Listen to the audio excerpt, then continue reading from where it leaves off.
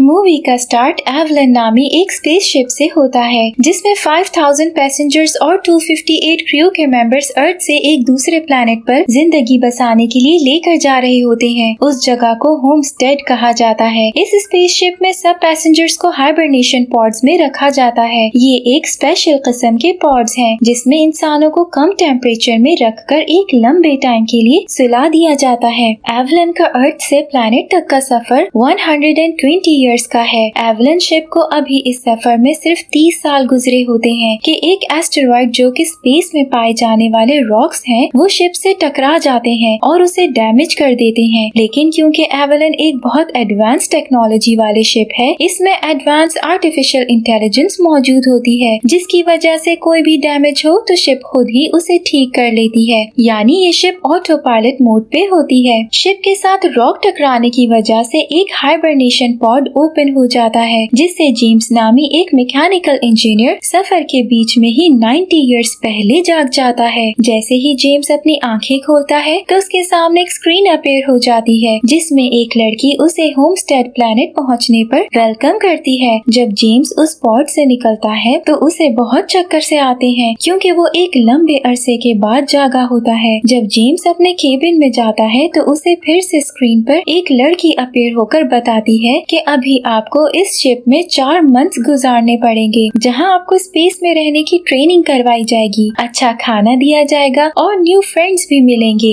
James इस new life को experience करने के लिए बहुत एक्साइटेड नजर आता है, लेकिन उसे अभी ये नहीं पता कि वो सफर के बीच में ही पॉड से बाहर आ गया है, जबकि डेस्टिनेशन तक पहुंचने में अभी भी 90 इयर्स रहते हैं। जेम्स खूब तैयार होकर जब केबिन से बाहर निकलता है तो उसे शिप में अपने अलावा और कोई भी इंसान नहीं दिखता और खुद को अकेला पाकर बहुत परेशान हो जाता है। उसे समझ नहीं आ रहा होता वो क्या करे। फिर वो आर्टिफिशियल इंटेलिजेंस की मदद से अर्थ मैसेज भेजने की कोशिश करता है, लेकिन उसे पता चलता है कि उसका मैसेज 19 इयर्स में अर्थ पे रिसीव होगा। जेम्स ये सुनकर होपलेस हो जाता है। फिर शिप में अचानक उसे बार पे खड़ा हुआ एक आदमी नजर आता है, लेकिन उससे बात करने पर उसे पता चलता है कि वो एक रोबोट है जिसका नाम आर्थर है। आर्थर बिल्कुल रियल इंसान की तरह दिखता और बातें करता है। जेम्स आर्थर से ड्रिंक लेकर पीता है और अपने केबिन में जाकर सो जाता है। फिर अगले दिन जेम्स शिप के टेक्निकल रूम में जाकर वापस से पॉड में सोने के लिए तरीके ढूंढने लग जाता है। वो कुछ टूल्स लेकर हाइबरनेशन रूम में जाता है और खुद को फिर से पॉड में सुलाने की कोशिश करता है, लेकिन वो नाकाम रहता है। एक नाकाम कोशिश के बाद जेम्स क्रू मेंबर वाले हाइबरनेशन रूम में जाने की कोशिश करता है। वो सोचता है कि शायद वहाँ वो किसी को उठाकर उसकी हेल्प ले सके वापस पॉड में जाने के लिए, लेकिन वो इसमें भी नाकाम हो जाता है क्योंकि क्रू मेंबर्स के रूम का डोर ही उससे ओपन नहीं होता। जेम्स बार में जाकर आर्थर से बात करने लग जाता है। वो उसे पूछता है कि क्या तुम्हारे पास कोई रास्ता है जिससे मैं दोबारा पॉड में जा सकूं? तो आर्थर उसे कहता है कि उसे इस शिप के बारे में कोई टेक्निकल इंफॉर्मेशन नहीं मालूम, वो सिर्फ एक बारटेंडर है। वो जेम्स से कहता है कि उसे अब यहाँ रहने की आदत डाल लेनी चाहिए और मजीद परेशान होने के बजाय उसे इसको एक्सप्लोर करना चाहिए ताकि वो कुछ अच्छा टाइम गुजार सके। जेम्स आर्थर की बात को फॉलो करके एक टूल से लग्जरी स्वीट को ओपन कर लेता है जो बहुत खूबसूरत केबिन होता है। जेम्स अपने स्मॉल केबिन से वहाँ शिफ्ट हो जाता है और अच्छा टाइम गुजारने लगता है। वो शिप में काफी दिन गुजार लेता है, लेकिन अब वो खुद को बहुत अकेला महसूस करने लग जाता है। एक दिन जेम्स ड्रिंक करता हुआ हाइबरनेशन पॉड्स वाले रूम में जाके सुसाइड करने की कोशिश भी करता है, लेकिन फिर उसकी हिम्मत नहीं होती। तभी जेम्स की नजर एक पॉड पे पड़ती है जहाँ एक बहुत खूबसूरत लड़की ऑरोरा उस पॉड में सोई होती है। जेम्स को ऑरोरा बहुत अच्छी लगती है। नेक्स्ट डे जेम्स अपना ब्रेकफास्ट लेकर ऑरोरा के पॉड के पास बैठ जाता है। वो ऑरोरा की वीडियो फाइल देखता है जिसमें ऑरोरा अपने बारे में बताती है कि वो एक राइटर है। जेम्स उसकी वीडियो देखता रहता है और इस सब में उसे ऑरोरा से प्यार हो जाता है। काफी दिनों तक जेम्स उसे पॉड से जगाने के बारे में सोचता रहता है। फिर एक दिन वो फाइनल डिसीजन लेता है कि वो मजीद अकेला नहीं रह सकता और वो ऑरोरा को पॉड से जगाने का फैसला कर लेता है। जेम्स अपनी हालत ठीक करता है और टूल्स लेकर ऑरोरा को पॉड से जगाने के लिए हाइबरनेशन रूम में चला जाता है। जेम्स ऑरोरा के पॉड में कुछ खराबी कर देता है जिससे ऑरोरा पॉड से जाग जाती है। जेम्स ऑरोरा के जागते ही वापस केबिन में चला जाता है फिर जब ऑरोरा पूरे शिप में किसी दूसरे इंसान को ढूंढने की कोशिश कर रही होती है तो जेम्स उसे जाकर मिलता है। वो ऑरोरा को यकीन दिलाता है कि वो भी उसी की तरह एक खराबी की वजह से पॉड से जाग गया है। जेम्स उसे बताता है कि वो उससे 1 साल पहले जागा था। उसने वापस पॉड में जाने की हर कोशिश की लेकिन वो नाकाम रहा। अब ये सब सुनकर ऑरोरा बहुत परेशान हो जाती है कि वो यहाँ अकेले कैसे जिंदगी गुजारेगी। नेक्स्ट डे ऑरोरा पॉड में वापस जाने के लिए इंफॉर्मेशन हासिल करने की कोशिश करती है लेकिन उसे कुछ पता नहीं चलता। जेम्स आर्थर को मना कर देता है कि जब तक वो खुद ऑरोरा को सच नहीं बताता आर्थर इस बात को सीक्रेट रखेगा। जेम्स और ऑरोरा साथ में ब्रेकफास्ट के लिए जाते हैं जहाँ जेम्स का ब्रेकफास्ट कुछ खास नहीं होता क्योंकि वो पैसेंजर्स के 3rd ग्रुप से होता है। ऑरोरा ग्रुप 1 से है इसलिए उसका ब्रेकफास्ट बहुत अच्छा होता है। ऑरोरा अपना ब्रेकफास्ट जेम्स से शेयर करती है। ऑरोरा जेम्स से कहती है कि उन्हें पॉड में वापस जाने का कोई तो रास्ता ढूंढना होगा, जिस पर जेम्स उसे बताता है कि वो पिछले 1 साल से पॉड में वापस जाने की हर मुमकिन कोशिश कर चुका है लेकिन कोई फायदा नहीं हुआ। अब ऑरोरा भी इस सिचुएशन को एक्सेप्ट करके शिप में एडजस्ट होने की कोशिश करने लग जाती है। वो शिप में अपने इस एक्सपीरियंस के बारे में बुक लिखना शुरू कर देती है।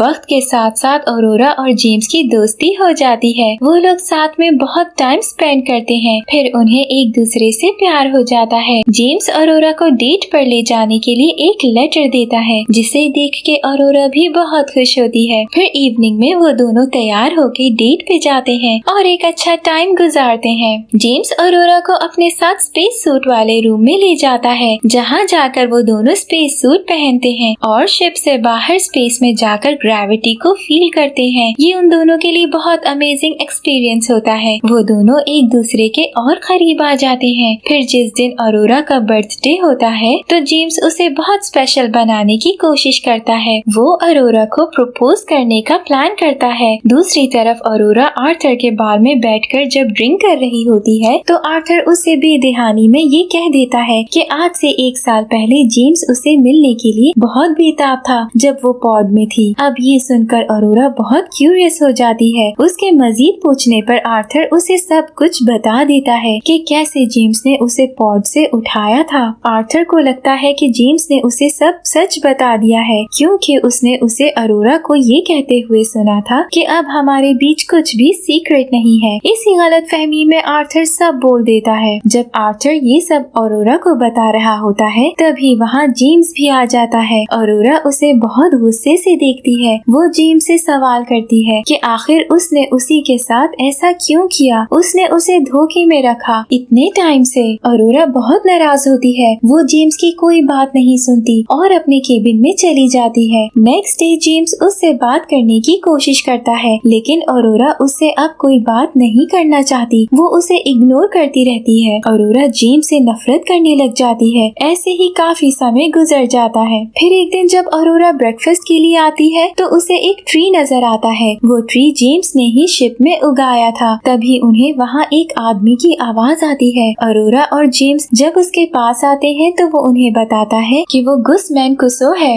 वो शिप के क्रू का चीफ ऑफिसर है। शिप के सिस्टम में कुछ फेलियर्स की वजह से उसका पॉड भी ओपन हो जाता है इसलिए वो भी पॉड से जाग जाता है। गुस को पता चलता है कि शिप में बहुत से सिस्टम फेलियर्स आ रहे हैं और कंप्यूटर को भी इन डैमेजेस की वजह नहीं पता चल रही इसीलिए वो खुद भी उसे रिपेयर नहीं कर पा रहा होता। गुस कहता है कि अगर उन्हें सिस्टम फेलियर्स की वजह पता ना चली तो हो सकता है कि उनकी शिप एवलन का मिशन फेल हो जाए और इस वजह से शिप में मौजूद सब लोग मर सकते हैं यानी उनकी जान खतरे में है। गुस ऑरोरा और जेम्स की हेल्प से शिप को खुद रिपेयर करने की कोशिश करता है। गुस को अचानक से बहुत वीकनेस फील होने लग जाती है क्योंकि वो एक लंबे अरसे के बाद पॉड से जागा है। जब वो कफ करता है तो उसके मुंह से ब्लड आने लग जाता है। गुस उन्हें कहता है कि उसे आराम की जरूरत है। वो और जेम्स अपने केबिन में चले जाते हैं जबकि ऑरोरा शिप के स्विमिंग पूल में स्विम करने लगती है। रात में शिप के सिस्टम में एक और खराबी की वजह से अचानक शिप के अंदर ग्रेविटी बंद हो जाती है जिससे सब कुछ हवा में उड़ने लग जाता है। ग्रेविटी ना होने की वजह से स्विमिंग पूल का पानी भी ऊपर को उठने लग जाता है और ऑरोरा पानी के एक बबल में फंस जाती है। वो बहुत कोशिश करती है पर बाहर नहीं निकल पाती। फिर जब सिस्टम की ग्रेविटी खुद ही वापस आ जाती है तो ऑरोरा पानी में वापस गिर जाती है और उसकी जान बच जाती जाती है। अगले दिन वो लोग इकट्ठा होके कंप्यूटर के जरिए पता लगाने की कोशिश करते हैं कि आखिर वो ग्रेविटी बंद होने की वजह क्या थी। उन्हें तब पता चलता है कि 2 साल पहले शिप एक एस्टेरॉइड यानी रॉक से टकराई थी, जिसकी वजह से शिप में टेक्निकल खराबी आ गई थी। कंप्यूटर सिस्टम उन्हें बताता है कि फ्यूजन रिएक्टर जिससे शिप को काम करने की पावर मिलती है वो बहुत बुरी तरह से डैमेज हो गया है। गुस की अचानक से तबीयत खराब हो जाती है और वो बेहोश होकर गिर जाता है। ऑरोरा और जेम्स उसे इमरजेंसी रूम में ले जाते हैं, जहां वो गुस को ऑटो डॉक वाले पॉड में लिटाते हैं। ये एक ऑटोमेटिक मेडिकल ट्रीटमेंट पॉड होता है। ऑटो डॉक उन्हें बताता है कि गुस एक खराब पॉड में काफी टाइम तक रहा है, जिसकी वजह से उसकी तबीयत मजीद बिगड़ती जाएगी। गुस के पास कुछ ही घंटे बाकी हैं जिंदा रहने के लिए, इसके बाद वो मर जाएगा। ये बात सुनकर अरोरा और जेम्स बहुत परेशान हो जाते हैं। फिर मरने से पहले गुस अरोरा और जेम्स को चीफ आईडी कार्ड दे देता है, जिसकी मदद से वो लोग शिप के किसी भी हिस्से में जा सकते हैं। गुस उन्हें कहता है कि उसके पास टाइम नहीं है अब, इसलिए अब ये जिम्मेदारी मैं तुम दोनों को दे रहा हूँ। तुम दोनों को ही इस शिप को रिपेयर करना होगा और अगर ऐसा ना हुआ तो सब लोग वहाँ मर जाएंगे। गुस के जाने के बाद अरोरा और जेम्स शिप में हुए डिफेक्ट की वजह जानने की कोशिश में लग जाते हैं। उन्हें पता चलता है कि शिप के साथ रॉक टकराने की वजह से एक होल हो गया है, जिसकी वजह से प्लाज्मा हीट इस स्पेसशिप के अंदर एंटर हो रही है। इसी वजह से स्पेसशिप का टेम्परेचर भी बढ़ रहा होता है। जेम्स और अरोरा शिप के ऑटोमेटिक सिस्टम से वेंट को ऑन करके प्लाज्मा हीट को रोकने की कोशिश करते हैं, लेकिन सिस्टम फेल हो जाता है। अब उसके पास एक ही रास्ता बचता है कि जेम्स शिप के बाहर जाकर खुद उस शिप के वेंटिलेटर को ओपन करे ताकि हीट को कम किया जा सके। जेम्स शिप से बाहर जाने की तैयारी करता है। वो स्पेस सूट पहनता है तो अरोरा जेम्स से कन्फेस करती है वो उसके बाहर जाने से बहुत डरी हुई है। अगर उसे कुछ हो गया तो उसे शिप में अकेले रहना पड़ेगा, जो वो कभी नहीं चाहेगी। इसलिए वो जेम्स से कहती है कि वो जल्दी से वेंट को रिपेयर करके सही सलामत वापस आ जाए। जेम्स अरोरा से मिलकर शिप से बाहर जाता है और रिएक्टर के वेंट को ओपन कर देता है ताकि हीट बाहर जा सके। वो खुद को हीट से प्रोटेक्ट करने के लिए